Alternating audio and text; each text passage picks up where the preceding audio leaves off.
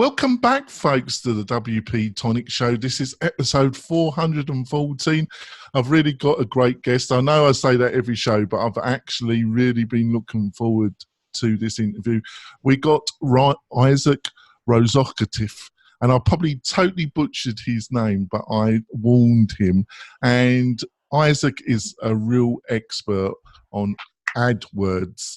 And I've been on some of his courses on Udemy, and he really knows his stuff. Isaac, would you like to introduce yourself to the listeners and viewers? Sure. My name is Isaac Rudansky. So Rudansky. I totally butchered that, didn't I? Close enough. The last name doesn't really matter. And yeah, I run a digital advertising agency here in New York, and I teach a lot of courses online. I have over 180,000 students around the world on the topics of Google Ads, building an agency, Facebook advertising, conversion rate optimization. I speak at lectures throughout the country. And that's what I do. I try to help our clients figure out the best ways and the most creative ways and the most profitable ways to advertise their products and services on the internet. And I've got my great co-host, Andrew. Would you like to introduce yourself, Andrew? Andrew? You mean Adrian? Adrian, sorry. Where's your brain? I've already been on the show like 7 times. Anyway, hi everyone. My name is Adrian. I'm the CEO and founder of Groundhog. We develop and build sales and marketing tools for businesses that use WordPress. If you'd like to find out more about that, you can go to info or you can go to Groundhog with 2 G's at the end.io. And yeah, my name's Adrian, not Andrew, John. Yes, thank you. Thank you for pointing that out. Who's going to be the weakest link in this interview is probably obvious. I've had a rough couple of days. I haven't had much sleep. But before we go into this great interview, I just want to talk about one of our great sponsors, and that's Kinsta Hosting. What does Kinsta Hosting do? Well, basically, they only specialize in WordPress hosting, and WordPress hosting where you need performance. And basically, if you've got a membership site, a learning management system, or a WooCommerce website, or any kind of real business online, you need performance from your hosting provider, and that's what Kinsta provides. And they also provide some of the best technology. You get all the latest versions of PHP. That makes your site quicker. One-click backup, staging site, and you get Google Cloud. They use Google Cloud as the backbone of their service. And what you really get from Kinsta is a fantastic interface, UX design, with 24/7 support from a really knowledgeable, friendly team. And you're sent to an expert the moment you use chat or email them. You speak to an expert. You don't have to be migrated up to a expert. You talk to an expert from the start of your support request.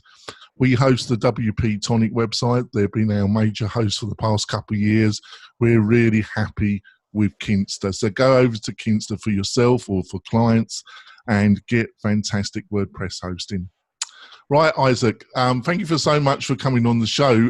Basically, what I'm going to cover with Isaac is really, it's going to have a certain emphasis on Google AdWords, because that's one of the things he's most noted for, and he's a superb expert on it, with an emphasis around how to use AdWords to promote your online course or membership website. So, Isaac, what do you think a newbie looking at maybe doing some Google AdWords, are there one or two things they've really got to understand before they delve into the Google AdWords platform?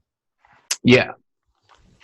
The first thing a person has to understand is that it's not a given.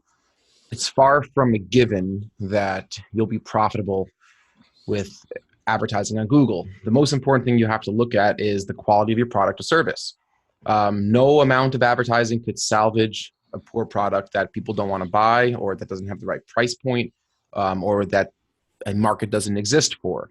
So that's the first thing that people overlook. A lot of times people throw up a website and they're drop shipping some product that, Amazon sells for half the price, or that they themselves are selling on Amazon already, or it's an overpriced service that there's not a market for, and the website looks shoddy, and no amount of Google advertising is going to work to make those types of businesses profitable, because ultimately people will come to your site and they will evaluate you and they will judge you based on the quality of your product and how much of a need your product solves and addresses. And that's an important thing that I think a lot of people overlook. The other thing is that it's expensive. It's not, a lot of people think, or at least many people that I've interacted with have a perspective that advertising on Google is going to be a magic bullet to success.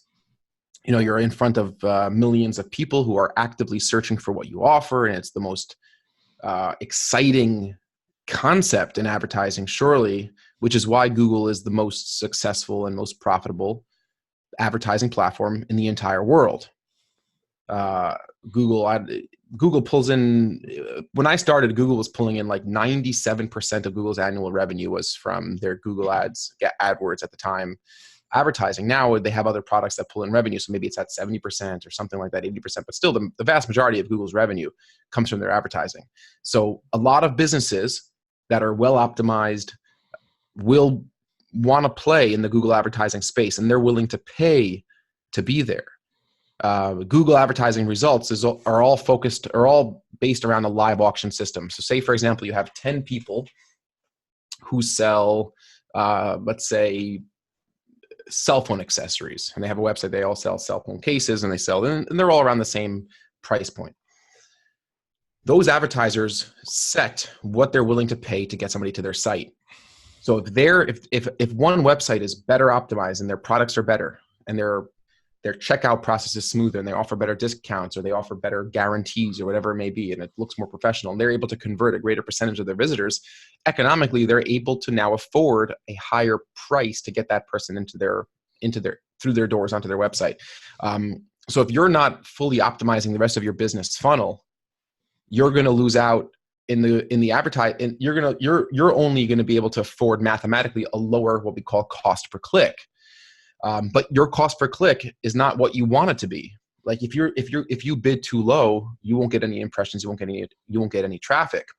If you bid high enough to play in the auction with these other more polished competitors of yours, you're going to be paying the price for those clicks, but you're going to be coming out of it with a negative return on your money, because your website and your business funnel and the rest of your process or your sales team or whatever it may be is not as well optimized and it's not as well put together as your competitors. So those are a couple things that I think is that are very important for a person who's approaching Google Ads for the first time to really understand. I just think that was fantastic, and you explained that so coherently, Isaac, because I was told by somebody who makes their living out of AdWords, running campaigns, that they said to me, Jonathan, this is just gasoline. This is just gasoline on the fire, but you need a fire before you put the gasoline on. Yeah. And if there's no fire, you're just putting a liquid that won't ignite the fire. The fire has to be raging before you put the gasoline on. Correct. So, over to you, Adrian. So if keeping in the same with if you're new to AdWords, so if you're a business and you're new to AdWords, it's kind of your first foray and you're not exactly sure how much you should be spending before you pull the plug, or what kind of results you should expect until you invest more money.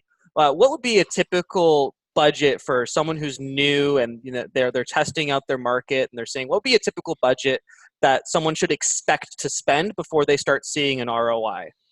So that all depends on the type of business it is, and a lot of clients come to us asking us that exact same question, like how much do I need to spend before I see an ROI? And it all depends. It depends on how competitive the landscape is. It depends on how much the clicks cost. So if you're a personal injury attorney and your clicks, every single click could be costing you upwards of $100, up to $500 per click. You need to be willing to spend $30,000 before you're willing to assess whether or not this could work for you, or to even diagnose what the issues may be. If you're a smaller business whose clicks cost $1.50 to $2.50 per click, maybe you need to be willing to spend $3,000 to $5,000 before you could assess or diagnose what the issues may be. It also depends on how thin you're spreading the data across how many keywords, across how many different campaigns.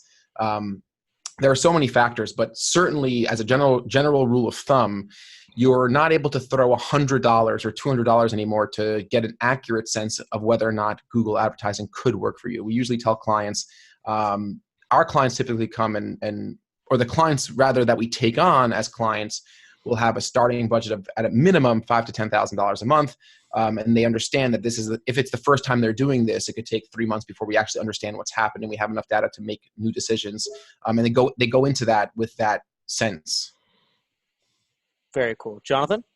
So Isaac, do you think Google AdWords can be used effectively to promote courses in 2019? And if yes, if you were doing it, what would be give some insight about what some of your strategies would be? Strategies for a Google Ads campaign? Around if you were promoting a course. Oh, if I'm promoting a course. Okay. So with courses, you first have to figure out, and similar to every other product, you need to figure out what your profit is on a sale. And that comes from understanding how much you sell that course for. So let's say you sell that course for $10. You sell the course, I don't know, for $200. So an online course is a digital product. You call it a 100% profit margin. Maybe it's $97 with a 3% credit card fee or whatever it may be. So you sell a $100 course. So if your cost per acquisition, your average cost per acquisition is more than $100, you're losing money. If it's less than $100, you're making money. But there might be other considerations. So say my students come in, they buy a course, but 1 out of 5 students will buy an additional product of mine for $100, right? So that would make my average lifetime value of a customer $120. So I can now afford to spend $120 to acquire a new customer for that first $100 product, because I know on average, each of my customers on average individually will be worth $120 in revenue to me or in profit to me. So you need to understand your numbers. And usually it's a little bit more complex, and maybe it's $9 in the first information product you're selling or course you're selling, and you have a more advanced coaching session for $1,000, and maybe 1 out of 500 people will take you up on that and figure out the math and exactly what is a customer worth to you. Then you want to look at Google Ads typically from the ground up, meaning from the bottom of the funnel up into the top of the funnel. So Google Ads is great for bottom of the funnel traffic, which means people who are indicating through the way they're searching Google that they're specifically ready to buy something that you sell. So a person might be looking for how to landing page design course, Google Ads training. If you're making a course on how to sell on Amazon, it's Amazon sellers training. Now, those are people who are certainly indicating that they're in your market, but remember, if you have a course on a certain topic, so do 30 other people. And a lot of them are going to be using the same advertising platform. So you want to make sure that you could say something different in your ads and on your landing pages that your competitors cannot say. So if you have a lot of students, say that. If your course is longer than the other courses, say that. If your course goes into more detail, if your course includes templates and downloadable resources, whatever differentiates you is important to point out. And if you're beginning to launch an account, you have to figure out how much you could bid on a click based on how many of those clicks you expect to convert. So if you say that the maximum you're willing to pay for a sale is $100, right? And I don't know, maybe 10% of people that come to your site will buy, but probably not, probably more like 1% or 2%. So two out of every 100 people are going to buy. So you could maybe spend $2 on a click at maximum.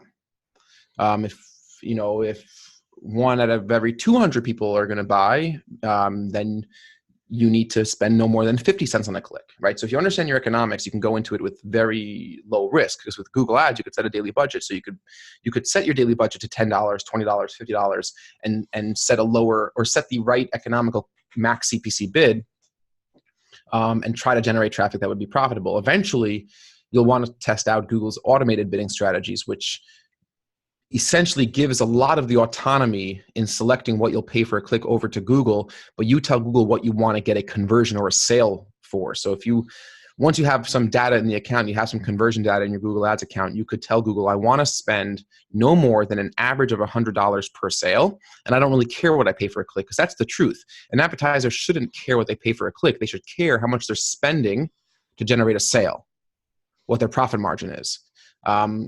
So that's the concept of Google automated bidding strategies, where Google has a lot of additional data that you don't have on each individual searcher. So for example, if you're managing a Google Ads account yourself manually, you could increase or decrease the budget based on time of day, or based on age, or based on gender, based on location. Google has a lot more information about each individual. They know your browsing history. They know if you have if you lease 2 cars. They know if you have a second home. They know if you have children in a soccer league, right? They just have thousands of these data points that they're able to look at to see if this individual person searching is more likely to convert on your website than somebody else, even if they're using the exact same keyword or search term. So the automated bidding might say, okay, for this person, we'll actually bid $7 because we know that these types of people are going to convert on your website at 30%. But for this type of person, we're going to bid 40 cents because we know it's going to take one out of every 500 of these types of people in this bucket will convert. So you're letting Google totally control your auction level max CPC bid, but Google's going to aim to get you an average cost per sale of what you told them is your target cost per sale. Oh, I just thought that was fantastic. And I just want to recap before we go for a break. Well, I think the 2 fundamental things, you had a lot of information there, but I think if anybody's looked at AdWords, they probably followed you to a reasonable extent. But the 2 things I got from what you've just said is, first of all, know your math, know your profitability figure. And secondly, don't go in blind, do your research on your competition on the platform that you're going to advertise, because you've got to do something that is different to your competition. Would you agree with the summary I've just done there, Isaac? Totally. All right. We're going to go for our break. And when we come back, we're going to delve. I think we've already seen that we've got a true expert on Google AdWords with us. We'll be back in a few moments, folks. We're coming back. I've really, really enjoyed the discussion. Over to you, Adrian. So we've been talking a lot about Google Ads, but what are your thoughts on some of the other PPC platforms out there that people can use for paid search and advertising, like Bing, Facebook? Should people be going to Google Ads first, or should they be investing their, an equivalent or even more significant amount of time in these other PPC platforms? I think that fundamentally a person should look at Google Ads first. We found that especially compared to Bing, that the traffic quality is better and you get better data faster. Eventually, you certainly should explore Bing as an opportunity to capture additional traffic, especially a lot of people of an older demographic are using Bing for their primary search engine. But if you have a limited advertising budget, I certainly recommend starting with Google, optimizing the campaigns, discovering some data and some trends, making adjustments to increase the profitability, and then take what you've learned and use that on Bing. And what about Facebook? Should people be doing those at the same time? Should they be doing one first and one after? What are your thoughts on that platform? Again, it depends. As a general rule, if you're dealing with a very small business with a small advertising budget, less than $5,000 a month, I would still say focus exclusively on Google Ads to start. But a lot of our clients come to us and we launch Facebook campaigns, which are very, very different. It's a different type of advertising. It's a different channel. It's a different medium. People relate to the content on Facebook in a different way. But certainly Facebook advertising is an enormous opportunity where clicks are usually cheaper, traffic is usually cheaper. And if you do it the right way, it could be highly profitable. Okay, thank you. Jonathan? Yeah, about Facebook, and I think what people can understand is Facebook is what is called a disruptive advertising platform. They put you're not actively searching for something when you're on Facebook, and then they put offering in front of you that disrupt the feed. Where Google is a proactive platform, people are actively searching for your service or product, aren't they? Would you agree with that, Isaac? Yeah, well, exactly. That's why that's why Google is, while Facebook is a big advertising platform, it's not nearly as big as Google, because Google has, with Facebook, you have to rely on contextual targeting. What a person likes, what pages he's associated with, the habits of their friends. You could with Facebook, you could tap into buyer behavior, credit card data, frequent flyers, hobbies, interests, all of that stuff. And it's great. But that's all contextual. With Google, a person is actively searching for something. So regardless of the context surrounding that searcher, you have the most valuable and luxurious information to an advertiser, which is what a person is expressing with their speech or their writing, which is unique to PPC advertising and search advertising on Google and Bing. That's why Google is a much more expensive ad platform, while Facebook's getting quite expensive as well, but Google's remains by and large more expensive. But it certainly is a totally different type and format of advertising, where with Google, it's what we'd call permission marketing, where a person's searching for an answer and you're going to provide them that answer. With Facebook, a person's more like they're scrolling through their feed looking for entertainment, and you're going to try to sell them something. It's not easy. But you know, I found you on Udemy. I've actually taken some of your courses, and you do a great job. And in your previous podcast interviews, you've talked about how Udemy was really central in establish a brand for you and helping you establish your very successful agency. What's your thoughts about Udemy? And do you think people that are in the business of e-learning education, basically in 2019, can they use Udemy to establish their brand as well? Certainly. I mean, it's a challenge like anything else, but you could definitely use video and online education to establish your brand. And that's something which I highly, highly recommend people do. I've been telling this to my friends and colleagues and students for a long time. If you could establish yourself as a thought leader and generate trust that way, it's unbelievably valuable to your business, but it's not easy. When we made our first course, there was plenty of other Google Ads courses already on Udemy, but we went in and made a course that was much, much longer, much more thorough, more planned out. And we captured the majority of the market share on Udemy for Google Ads training. And it works, but it doesn't, you can't just go and throw up a 2 or 3 hour video that you recorded on your cell phone in a very competitive space and expect to get a following and expect to get a lot of students. It has to be really, really good. It's got to be 10 times better than the next best course out there. Yeah, you know, I in general agree with you on the quality statement, but also you are aiming at a very broad, a very large market sector. You know, most businesses, most individual business or people that have businesses going to Udemy will probably have some interest in getting more clients. So AdWords is a way. So you appeal to a lot of people where somebody else can be more nicheified, if there is such a word. I tend to create words, Isaac. I apologise. I can't pronounce your surname, but I create words. It's your show. You're allowed to create. Yeah, that's true. Well, do you believe also in the power of finding a niche on Udemy as well?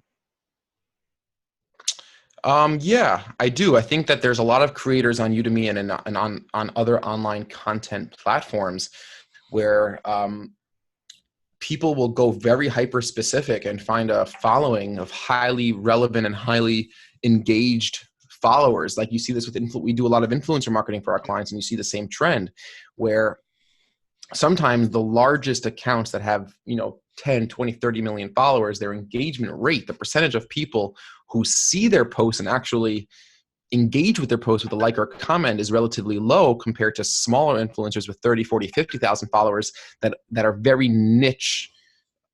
Their content and what they share and what they discuss with their followers is very niche. It's very specific.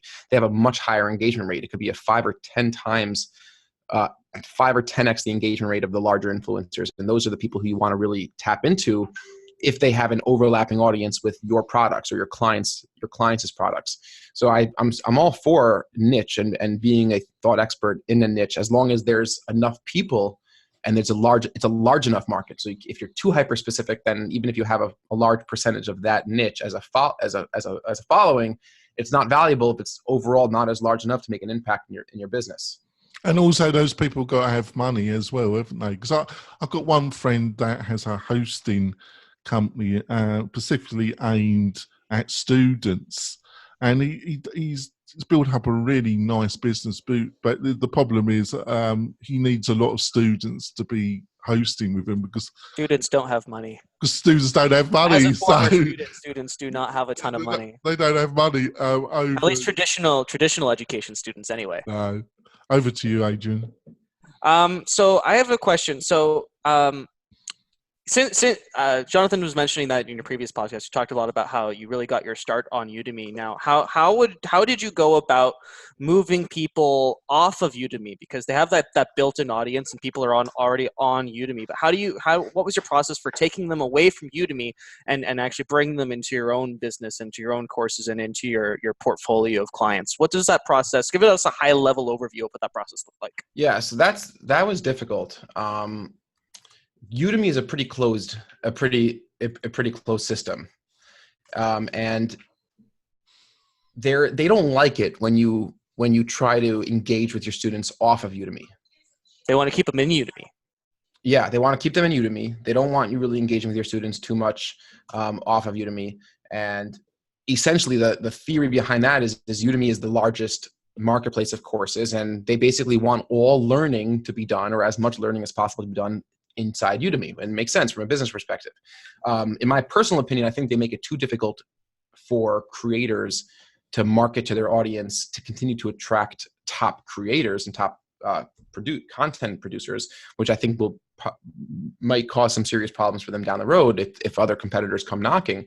But they do allow you to promote a free Facebook group, for example. So I have a Facebook group that I started a few months ago that I share articles, I share updates with Google Ads, I share different strategies that I'm working on, I share just different stories, and I help out my students with issues they're having in their own campaigns and their own marketing strategies, but mainly it's just the students interacting with each other, which is great. And I'll post, once or twice a month in the Udemy courses saying, hey, we have this great Facebook group. Join us. It's free. It's students only. It's a great place to come and collaborate with your fellow students, learn digital marketing strategies, and get help with your campaign struggles. Brilliant. So promote the Facebook group on Udemy, and then they get the trickle of content and eventually find their way into your higher ticket sales offers. Very, very, very cool. Do they monitor that at all, or do they like monitor your posts and be like, you can't promote that or anything? Yeah, I've had some trouble with Udemy. Yeah, I've gotten some strikes on my account and my messaging, my email messaging. They're pretty stringent. Right, huh? Suspended. Yeah. Oof. Yeah, right, so that happens. And I try to be edgy. I try to push the limits with the stuff that I do. I try to push the limits, and I don't mind taking a strike here and there, and that's just how it is, Mm-hmm. So keep in mind, if you want to promote, then you have to be a bit careful. Do you get more? Is there like a higher allotment for the more popular courses, or is it like pretty? No, they're pretty standard across. Yeah. They're pretty standard. I thought that was actually something which was very surprising to me when I first joined Udemy and started like using the Udemy platform. Like I thought for sure they would lenient, much more lenient with the premium instructors. And I've actually had this discussion with my Udemy rep many times, saying it's one thing to treat the majority of your instructors in one way, but the premium instructors that are driving the most amount of revenue should have more leeway, should have more access. Like we don't get any emails from students, we don't get their actual email addresses. If I promote a webinar I'm doing, they give me a strike. They're very, very strict. But I'm not complaining. I have no right to complain. It's their business. They have every single right in the world to manage it and to structure the communication allowances between students and instructors in exactly the way they see fit. All right. Well, I think that sort of like the high level insight there is super helpful for anybody who's looking to go build their business on Udemy. It sounds like it's a great way to go as long as you stay careful. Yeah. And before we wrap up the podcast part of the show, I don't think you want to be too worried about that, really, because before I signed up for your course, like they might be discounted and they might be around like $10, $20. I use them as an introduction to instructor. Basically, and also I tend to look them up on the web before I sign up, because it might be only $10, $20. So in monetary terms, it's not a large purchase. Not a large risk. But it's a large risk on time. And I'm time poor. So I don't want to spend 12 hours or 5 hours on somebody that doesn't have any idea what they're talking about. So I look you up. And I find your website and I read your bio and I look at other courses that you've run on maybe things you got on YouTube to check out, am I going to spend 5 or 10 hours with you? So I think people, I'm not sure, I might be very different to other people, but I'm sure there's a percentage of people that are doing the same. Would you agree with that, Isaac? Yeah, I would agree to that 100%. Yeah. Yeah. So we're going to wrap up the podcast part of the show. So Isaac, I also think you've got your a course, and do you want to promote that? It's a new course, and I think it's not on Udemy, is it? Your audio cut out there for a sec, Jonathan. Hey, how about now? Right. Like I was saying, we're going to wrap up the podcast part of the show. But Isaac, I think you've got a new course that you're starting in the near future. Is that correct? Correct. It actually just launched. It's a monthly subscription. It's called the Agency Overdrive membership. Anybody can go to our website. And if you under training, you go to adventureppc.com, and under training, you'll see the Agency Overdrive membership. Right now, it's actually on sale. There's a coupon code your viewers could use to save 80% for life on the monthly membership. It's cancel anytime, and it's a library of training videos for people who are looking to start their own digital marketing agencies or to build up their freelancer business, doing Google ads and web design and landing page design and Facebook ads for other people. I give out proposal templates and billing templates, and I teach people how to find clients. There's a bunch of advanced Google ad strategies. Right now, there's about 12 hours or 13 hours worth of lectures in there currently, which is why it's a small library, which is why it's on an unbelievable sale. And people love it. We have around 1,200 regular subscribers currently, just launched a few months ago, and every single week I'm uploading a brand new lecture, and these lectures are anywhere between 30 minutes to an hour and a half long. They usually include templates and calculators and things that you could use in your business, and these are things that are taken directly from our business. So it's a cool membership, and I encourage people to check it out. Oh, could you give us the coupon code? Yeah, it's let me just grab the exact one for you to make sure I have the right one. It's AOPS, Agency Overdrive Promotional Sale, AOPS 1119. And if you go to the page, if you go to the actual link, I have that coupon code on the page itself, so you could find it there.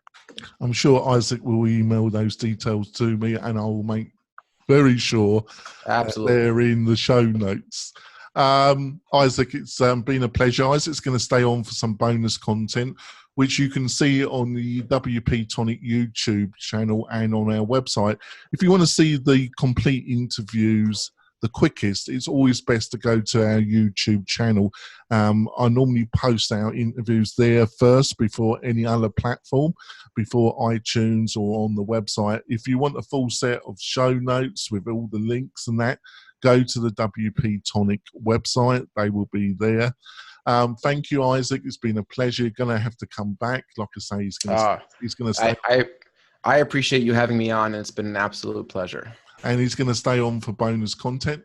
Adrian, how can people find out more about you and what you're up to? So if you're interested in self-hosting your CRM marketing automation and installing some sales tools that can seriously help maximize your revenue right within WordPress, then you can head on over to groundhog with 2 G's at the end.io to download our free sales and marketing automation plugin, help you maximize revenue on your site, implement follow-up campaigns, implement email marketing campaigns, all of that good stuff. You can also reach out to me personally. My personal email address is info@groundhog.io to ask any questions that you might have. That's great. And we'll see you next week when we have a similar expert like Isaac sharing his knowledge, his experience, so to make you a more effective online entrepreneur. We'll see you soon, folks. Bye. Bye-bye. So on to the bonus content. This is a bit of a softball question. I was listening, like I say, I listened to a few of your interviews. I thought they were fantastic. And you, on one of the interviews, you touched something that touched me about focus. You know, you're a very focused individual. I could tell that through the interviews I listened to in this interview, but also you know your stuff. But you talked about motivation and about sometimes you just lose motivation. You just can't be bothered with something. And I'm similar. And I'm going to tell something to listeners' views. And listeners and viewers, don't be too worried because it's a spectrum condition. I think I've always been a little bit bipolar, Isaac. You know, I can, if I get really engrossed in something, I can spend literally 16 hours on it. A bit less now because I'm a bit older, but then I just can't be bothered with it. I literally lose total interest, and for a period of time, I can't touch it. Do you think a lot of really successful people can be a bit bipolar? Yeah, I think so, and it's probably. I wouldn't be surprised if it's a common characteristic. I think, you know, I'm no specialist, but I think it's definitely possible. It makes sense to me. The content that you've shared thus far would appear to be a contradiction into that statement. You appear to be quite the specialist. Yeah, no, but I definitely have my swings. Because I think you talked about that in one of your previous, that you can really, you know, I think you were talking about when you first built your Udemy course, that you really spent a sizable amount of time building that course because you were really focused on that. Right. Yeah. Yeah, a long time. It was, you know, a few months, and it was I was working in the agency throughout the course of the day and the evening, and I just found time in the middle of the night, early in the morning, to work on the course. And I did all the, you know, I didn't hire a crew, so I did all the filming and the post-production and the editing and the lighting and the microphone and the syncing of the audio. I did that all myself, and the layout of the course and the slides and the whiteboard. You know, it was a big, I don't think I would have the energy to do that again, but it was a big undertaking. I mean, I'm happy I did it, very much so, and it was a successful endeavor. All right, thank you. Over to you, Adrian. So how, if to compete on the Udemy course and have your course come through, you said you had to focus on really like 10xing the value of the content that people who experience. How much time did that actually take you, and did you go back and change it later? Was it set it and forget it for you, or tell us a little bit about that creative process, so people that are maybe currently recording their courses and investing a lot of significant amount of time, what are the benchmarks that they should be looking for? Should they launch it with what they have and come back to it later, or should they really focus on making sure it's perfect before they launch? It's somewhere in between. I wouldn't focus on waiting until it's perfect, but I also wouldn't recommend launching it if it's like halfway done, because once you launch it, at least I found this personally, it's very hard to find the motivation to like actually finish the work. It's really easy. It's really hard, especially if your sales aren't going really strongly in the beginning. It's very hard to put in the same level of time and effort and energy as you were when you were expecting and imagining all the great success that was going to come. So it's sort of a circular thing where in order to get that success, the product has to be really, really good. So if you launch it and then you get demotivated because it's not so successful, it could be that it's because that the product wasn't really, really good, but now you're too burnt out to go back and to go back and finish it. But certainly a big thing is like, don't worry about it being perfect. Just don't worry about it being perfect, but you should worry about it being significantly and measurably better than the next best thing that's out there. That's what I think. Thank you. I think that's valuable. I think that's valuable a lot. Jonathan? Just to finish off, Isaac, because obviously you're a busy guy. If there was one or two things you could tell yourself 5 years ago that you know now, what would they be, Isaac?